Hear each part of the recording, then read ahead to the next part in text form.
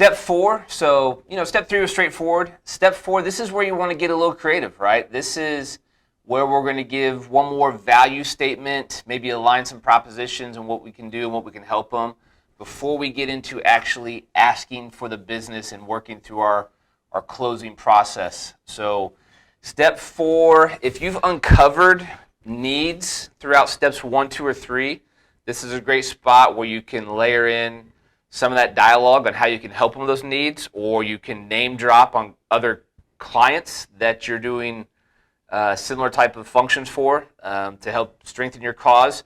But what I like to use in step 4, and at the end of the day, what sets you apart is selling yourself, right? So what can they get through you that they can't get from any other brokerage out there?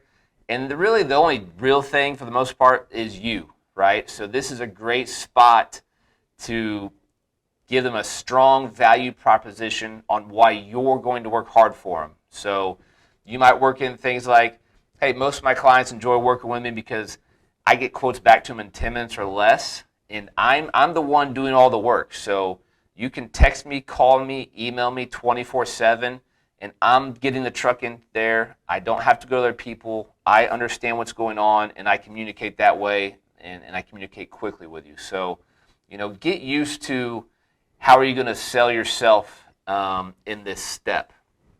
And then again, at the end of step 4, after you've sold yourself, gave some details on how hard you're going to work for them, is where you're going to want to end with a question leading into your closing statement. So that question might be, if you don't mind me asking, would you be willing to add me onto your list? Let me show you that I know what I'm doing and can get the job done for you. That's how you want to wrap up that step 4. Value statement, maybe touch on some need they brought up for sure, if you talked about that and uncovered something there. If not, lead with selling yourself and how you're going to work hard with them, and follow and end with a sentence that really just kind of flows right into your closing process. If you follow step 1, 2, 3, and 4, you've got a much higher percentage shot at getting to an actual close, which we'll talk about what that means in the next step.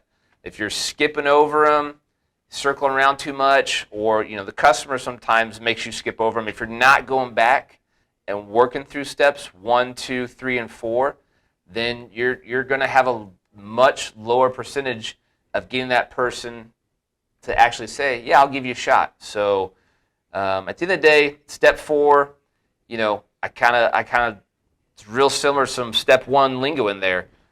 Take some time here, write down 3 different value sentences or statements that you're going to try to put together and get good at saying in step 4, and finish those with flowing right into your closing process, asking them to put you on the list, right?